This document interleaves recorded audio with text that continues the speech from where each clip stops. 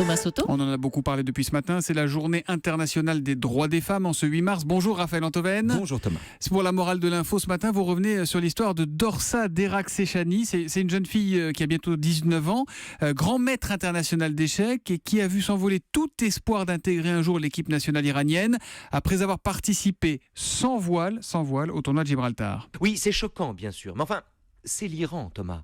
Il faut rappeler qu'en Iran, les pères ont le droit d'épouser leurs filles adoptives dès qu'elles ont 13 ans. Une femme vaut la moitié d'un homme dans le droit à l'héritage.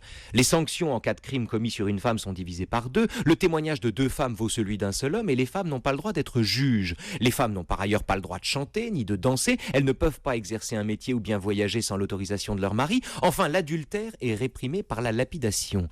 L'Iran, c'est l'enfer des femmes. L'Iran d'aujourd'hui.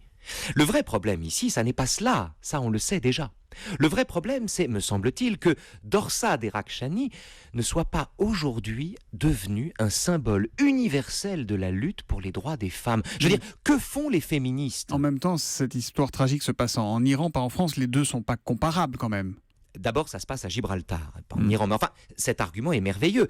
L'Iran est une théocratie gynophobe où la pratique féminine d'un sport est soumise à la pudeur. Mais comme c'est un autre pays, ce qui se passe là-bas ne nous concerne pas.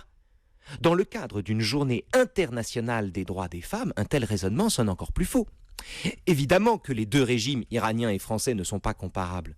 Ce qu'il est, en revanche, c'est d'un côté la ferveur des féministes, entre guillemets, pour défendre au nom de la liberté le droit de porter le voile dans un pays qui ne l'interdit pas, la France, et l'atonie de l'autre côté, l'indifférence, le silence complaisant des mêmes féministes quand une Iranienne se voit interdire de pratiquer sa discipline parce qu'elle le fait tête nue. Faut-il être islamophobe, mépriser les musulmans et consentir à ce que leur religion soit défigurée pour accepter qu'une telle injustice, ou pour ne pas s'indigner qu'une telle injustice soit infligée aux femmes au nom de l'islam ? En fait, ce que vous dites, Raphaël, c'est qu'il est plus urgent, selon vous, de lutter pour le droit d'enlever le voile en Iran que pour le droit de le porter en France, c'est ça ? Ni plus ni moins, Thomas. Ce que je dis, en tout cas, c'est que l'un ne va pas sans l'autre. Les femmes ont, partout dans le monde, le droit de se couvrir la tête, et c'est bien comme ça. La servitude est licite quand elle est volontaire, pas de problème. L'inverse, en revanche, leur est interdit dans de nombreux pays. Et quiconque défend, au nom de la liberté, le droit de porter le voile ici, ne peut pas ne pas défendre le droit de l'enlever là-bas, sous peine de se contredire ouvertement et de reconnaître que, dans son esprit, la liberté n'était qu'un passe-droit. Et la morale de l'info, alors, Raphaël ? Alors, c'est une citation de Thomas Mann qu'on trouve dans La Montagne Magique et que je dois de connaître, je dois le dire, à Brice Couturier. Voici la citation.